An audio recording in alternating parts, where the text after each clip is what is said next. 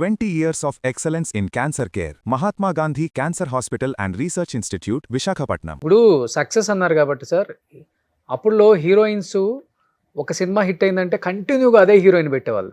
అది ఫస్ట్ నుంచి ఉంది అనుకోండి, అది వేరే విషయం. మీ టైంలో మేము ఎక్కువ చూసాం 90s 2000s కూడా. ఇప్పుడు ఆర్తి అగర్వాల్ గారు ఉన్నారు, ఆమె ఒక సినిమా హిట్ అయ్యేసరికి కంటిన్యూగా ఇంద్ర దాకా ఉందాము మళ్ళీ. నువ్వు నాకు నచ్చావు, నువ్వు లేక నేను లేను, వసంతం నడిచింది ఆమె ట్రెండ్ అంతా. తర్వాత ఇంకొక హీరోయిన్ ఆమె పేరు ఏదో ఉంది, ఆమె కూడా కంటిన్యూ. కానీ ఆదిత్య అగర్వాల్ గారు చూడటానికి కూడా నార్త్ లాగా అనిపించరు, ఆమె మన సౌత్ మన తెలుగు లాగే అనిపిస్తారు. అంత పెద్ద పీక్ కెరీర్ను చూసినామా ఒక్కసారిగా పతనం అయిపోయిందా, లేకపోతే ఇండస్ట్రీ వల్ల మిస్గైడ్ వల్ల అట్లా అయిపోయిందా, లేకపోతే కొంతమంది పేరెంట్స్ అంటారు, కొంతమంది లవ్ ఫెయిల్యూర్ అంటారు. మీరు ఆమె దగ్గర నుంచి చూశారు కాబట్టి తన మైండ్ సెట్ ఎలా ఉండేది సార్ అసలు ఆ టైంలో? చిన్న ఏజ్లో వచ్చారు కాబట్టి. అంటే ఆ అమ్మాయి అంత మెంటాలిటీ మంచిది, వెరీ స్మార్ట్ ఏం కాదు, కానీ వాళ్ళ ఫాదర్ బాగా లీడ్ చేసేవాడు. ఓకే. సో ఒక స్టేజ్ తర్వాత పెళ్లి చేసాడు అతను. పెళ్లి చేసిన తర్వాత బాడీ షేప్ అవుట్ అయింది. ఆ అమ్మాయికి మళ్ళీ నటించాలని ఉండేది. సో బేట్రియాటిక్ సర్జరీ ఏదో చేయించుకోవాలనే దాంట్లో ఆ అమ్మాయి కొంచెం ఐసీయూలోనే చనిపోయింది. ఓకే. బట్ అంత క్రితం ఏదో తనేయో అనుకుని అన్నీ జరక్క. అంటే ఏమనుకుంది సార్? అంటే కెరీరు ఇలాగే ఉండాలి, ఇలాగ బాగా ప్లాన్ చేసుకోవాలి అని. వాళ్ళ సిస్టర్ కూడా వచ్చింది కదా హీరోయిన్, అతిథి అగర్వాల్, గంగోత్రి. అలా అనుకున్నప్పుడు హీరోయిన్గా చేసుకునే వాళ్ళు వాళ్ళకాళ్ళు లవ్ చేసి ఇష్టపడి చేసుకుంటే ఓ పద్ధతి, ఇంట్లో వాళ్ళు ఫోర్స్డ్గా పెళ్లి చేసుకుంటే అంత ఏమనలేరు. ఎందుకంటే ఇక్కడ లైఫ్కి అక్కడ లైఫ్కి అసలు సంబంధం ఉండదు కదా. ఏదో అలాంటి పర్సనల్ ప్రాబ్లమ్స్ కూడా ఉన్నాయని అనేవారు. మరి ఈ నువ్వు లేక నేను లేనప్పుడు ఏదో చిన్న గొడవ అయితే తరుణ్కి ఆత్య వాళ్ళకి కూడా ఒకే ట్రైన్లో పంపించారంట మీరు? పంపించడం కాదు, కానీ అదే నిండు గోదావరి కదా ఈ ప్రేమ అనే సాంగ్కి వెళ్తున్నాం. టికెట్ ఇప్పుడు ఒకే కూపేలో నేను, ఆర్తి అగర్వాల్, తరుణ్ ఉన్నాం. అప్పుడు వీళ్ళిద్దరు ఏదో అలిగి మాట్లాడుకోవట్లేదు. నాకు సాంగ్ అంతా చాలా బాగా రావాలి, వీళ్ళేమో ఫేస్లో ఎక్స్ప్రెషన్ ఎలా ఉంటుందో, అలిగారు అది ఇది అని చెప్పి కొంచెం మాట్లాడి వాళ్ళిద్దరి మధ్యన సయోజి క్రియేట్ చేసి తర్వాత వాళ్ళ ఫ్రెండ్స్ అయ్యేలాగా చేసి తర్వాత సాంగ్ చాలా బాగా చేశారు. అలకలు ఏముంటాయి, చిన్న చిన్న ఈగోలు అంతే అంతే. సో తన మైండ్ సెట్ మామూలుగా అయితే పాజిటివ్గా ఆలోచించేది ఎప్పుడు. మంచి అమ్మాయి, కాంప్లికేషన్ అసలు ఉండేది కాదు. ఓకే. సో తెలుగు కూడా నేర్చుకుందన్నారు తర్వాత? తెలుగు అంటే మా సినిమా అప్పుడు మేమే నేర్పాము. సురేష్ బాబు అమ్మాయికి తెలుగు సరిగ్గా వచ్చేది కాదు, నువ్వు లేక నేను లేనిలో ఆ సీన్లు పట్టుకెళ్ళి కొంచెం ట్రైనింగ్ ఇవ్వమ్మా అనేవాడు ఆయన. ఓకే. సురేష్ గెస్ట్ హౌస్కి వెళ్ళి నేను చెప్పేవాడు డైలాగులన్నీ ప్రాక్టీస్ చేయించి. కానీ సూసైడ్ చేసుకుంది అంటుంటారు సార్ మరి ఆదిత్య అగర్వాల్ యూఎస్లో? సర్జరీ ఫెయిల్ కాదు, సూసైడ్ చేసుకునేది. అది అంత బాంబేలో ఎక్కడో జరిగింది, మనకేం తెలుస్తుంది, అన్ని ఊహలే. ఓకే.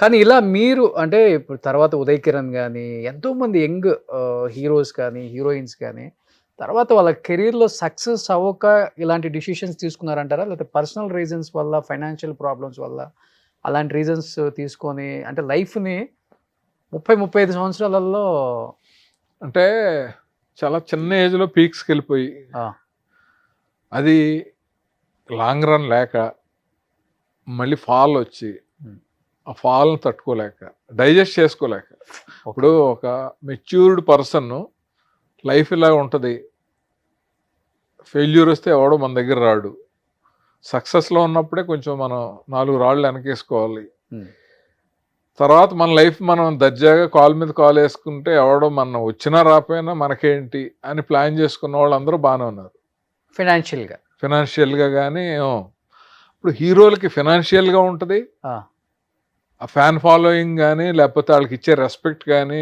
వాళ్ళని ఫంక్షన్స్లో ట్రీట్ చేసే విధానం కానీ ఇవన్నీ తేడాలు వచ్చేసేటప్పుడు తట్టుకోలేరు కదా. చెప్పాలంటే మహానటిలో జమినీ గణేష్ గారిని చూపిస్తారు అట్లనే, అంతే కదా. ఇప్పుడు అది తట్టుకోలేక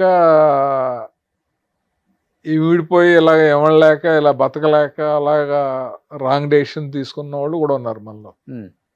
అది అదేంటంటే వాళ్ళ మానసిక పరిస్థితిని మీద ఆధారపడి ఉంటుంది. కానీ మీరు అన్నారు ఒక మాట, ఫైనాన్షియల్గా చాలా బాగా ప్లాన్ చేసుకోవాలి, ఇండస్ట్రీలో ఎప్పుడు సక్సెస్ ఉంటుంది. అది నేను ఎందుకు చెప్తున్నానంటే చాలా చూస్తున్నారు కాబట్టి నేర్చుకున్నారు. చూస్తున్నారు. ఇప్పుడు మోహన్ బాబు, అది ఎవరో మురళీమోహన్ గారు కానీ, శోభన్ బాబు గారు కానీ, చంద్రమోహన్ గారు కానీ చెప్తూ ఉంటారు కదా, ఉన్నప్పుడు జాగ్రత్త పడాలని హీరోయిన్లకు కానీ తోటి ఆర్టిస్టులకు కానీ ఎవరికైనా. మనిషిని నమ్మటం అనే దానికంటే కూడా వాళ్ళు చెప్పింది భూమిని నమ్మితే మనిషి బాగుంటాడు అనేది, అది ఫాలో అయితే ఎవరికైనా బాగుంటుంది. అర్థమైంది. అంటే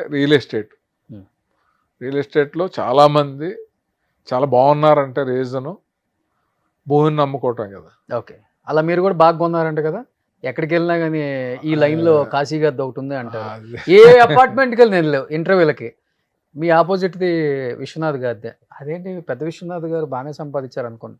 ఆయన కాదండి, ఇంకొక ఆయన ఉన్నారు కదా, actor cum director, Kasi Viswanath గారు.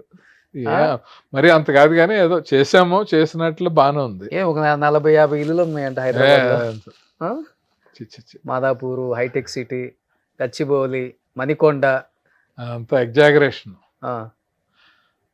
సంతృప్తికరంగా ఉంది, హ్యాపీగా. అంటే నేను చెప్పాను కదా, మనం దేనికి లిమిట్ ఉండదు కదా. బేసిక్గా ఇండస్ట్రీకి రాకముందే నేను రీజనబుల్లీ వెల్ ఆఫ్ రోషన్, నాకు అసలు ప్రాబ్లం లేదు. ఓకే, ఎందుకంటే నాకు బేసిక్గా బ్యాడ్ హ్యాబిట్స్ లేవు. నాకున్న ఒకే ఒక హ్యాబిట్ అంటారు, ఏమంటారు, ఏంటంటే సాయం చేయటం అంటే ఇష్టం. చారిటీస్, ఓకే, ఎవరన్నా అది ఫ్రెండ్స్ కావచ్చు, ఎవరన్నా అడిగిన వాళ్ళకి ఎంతో కొంత. అది మా డైరెక్టర్స్ అసోసియేషన్లో ఉన్నప్పుడు కూడా నన్ను బంపర్ మెజార్టీతో గెలిపించడానికి రీజన్ కూడా అదొకటి.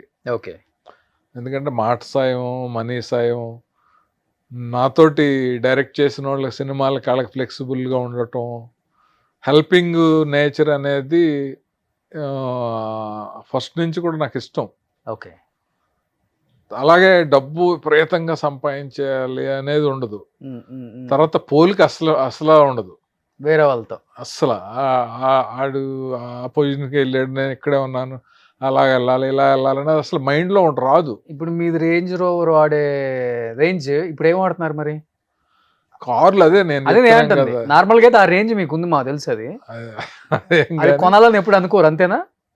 అంటే వాటి మీద నాకు అంత నమ్మకం ఉండదు, అంత ఆసక్తి ఉండదు. కార్ల మీద నాకు ఎలా ఉంటుంది అంటే, ఏదైనా ఒకటి వాడుతూ ఉంటే చాలా మంది అది అమ్మేసి వెంటనే మళ్ళీ కొత్తది మార్చేసి ఇంకొత్తది వస్తే ఇంకోటి మార్చేస్తారు అంటారు కదా, నాకు అలా ఉండదు. స్టేటస్ చూపించుకోవాలి కదా మరి. అది ఉంటుంది. మన హైదరాబాద్ లో ఎక్కువ వచ్చింది అది. అది ఉంటుంది. నేను అది మనకు చాలా సర్వీస్ చేసింది కదా, ఆ కార్ని ఎలా అమ్మేస్తాం, ఆ కార్ని ఎలా చేసేస్తాం అని నన్ను అందరూ తిట్టి, అవసరం అయితే ఇంకా ఏమ్మా అదే తిరుగుతున్నాం ఏంటని తిట్టే రేంజ్ వచ్చినా కూడా నేను పట్టించుకోకుండా ఉన్న కార్లు ఉన్నాయి. నా ఫస్ట్ స్కూటర్ కూడా నేను అమ్మలేదు. ఇప్పుడు కూడా ఉందా? ఊర్లో ఉండేది, అది ఎవరో వాడతానంటే వాడుకోమన్నా. అంటే బేసిక్ గా సెంటిమెంట్ అనేది ఉంటది కదా. ఇంకా ఇప్పుడు ఫస్ట్ ఏ కారు కొన్నారు? ఫస్ట్ శాంత్రో అనుకుంటా. ఫస్ట్ శాంట్రో, ఇంకా తర్వాత ఏదో వెర్నా, ఇంకా అవన్నీ ఎందుకు కానీ. సో ఈ నాకు బేసిక్ గా లగ్జరీ వెహికల్స్ జోలికి వెళ్ళాల. లగ్జరీ అనే దాని మీద పెద్ద అంత ఆసక్తి ఉండదు. ఎందుకు ఉండదు అంటే, ఇప్పుడు రీజనబుల్ మిడిల్ క్లాస్ ఫ్యామిలీ నుంచి వచ్చి తర్వాత మొత్తం అన్ని చూసేయిన తర్వాత ఏముంటది, వెళ్ళిపోవాలి, అది చేసేయాలి ఇది చేసేయాలి అనేది కూడా ఉండదు. ఓకే, హ్యాపీగా ఉండాలి, సంతృప్తిగా ఉండాలి, వీలున్నంతలో సాయం చేయాలి, ప్లెజెంట్గా ఉండాలి. పలానా కాశీ ఎప్పుడు చూసినా ఒకలాగే ఉంటాడు అనేలా ఉండాలి. ఇప్పుడు ఎవరెందుకు, ఉదాహరణకి నువ్వు ఫస్ట్ ఇంటర్వ్యూ మనం ఎక్కడో చేసాం, అప్పటికిప్పటికి నాలో ఏమైనా మార్పు ఉందా? ఏం లేదు. అది కోరుకుంటాను నేను. ఎందుకంటే మనం మనంగా ఉండాలి. ఓకే, మనలో మార్పు అనేది రాకూడదు. అలాగే ఇప్పుడు ఎదటోళ్ళలో ఉందనుకో, మనం తనలో వాళ్ళు ఉందా అని మనం దూరంగా ఉంటాం తప్ప అతను అలా ఉన్నాడు ఏంటి అని బాధపడడం కూడా ఉండదు. ఇప్పుడు